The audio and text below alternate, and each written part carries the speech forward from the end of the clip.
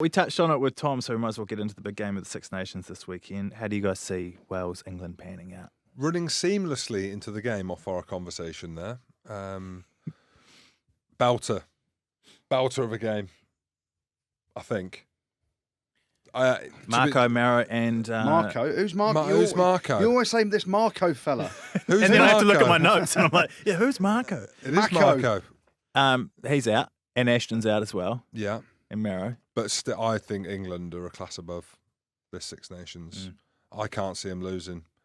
But as we know, and as people have said on the past, Powley Butt and other guys you speak to from Wales, this is the game for them. There is no bigger game. It's a very tough place to go and play. And you think about it, the history of the last few years. We went there 2 years ago. Elliot Daly scores a try in the corner because Jonathan Davis missed touch. Jonathan Davis finds touch. Wales win. And it's one of them that forms with England massively. No doubt about it in terms of the two games that they've played so far. And when I talk about form, I know I'm saying that Wales are on their best ever run of winning victories. But they've not played that well. But yeah, so they're two games. They chopped and changed a load against Italy. Against France, they were bang average and snuck a victory through France being absolutely pony. And Bigger's potentially struggling as well. Yeah. But having played in a fair few England-Wales battles, and I like Jim, I remember playing 10 years ago, actually, 2009, Six Nations. It was Valentine's Day, Saturday, sort of 5 o'clock kickoff, similar sort of time as this week. And, women were chucking roses at me like, Andy, you're so beautiful. Oh, God. Show us. I can't even imagine what they would. I can't even imagine what they would have looked like. But I just remember it was Valentine's Day. Hell of a night out afterwards. We lost. I got sin-binned. The atmosphere. So I miss a tackle on Stephen Jones after 2 minutes.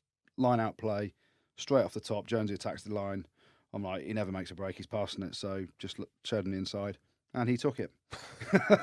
Goes straight through. A couple of phases later, Martin Williams dives over for a try. I kid you not, the noise. I shit myself.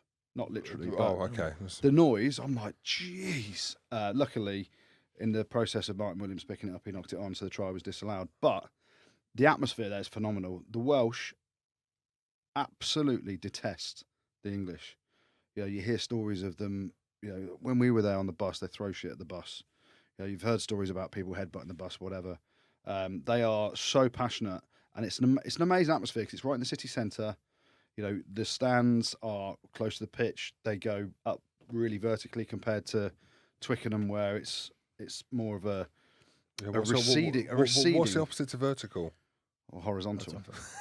The atmosphere is monumental. The battle for me is negating the Welsh's line speed and defence, and the battle of the breakdowns. It's going to be huge.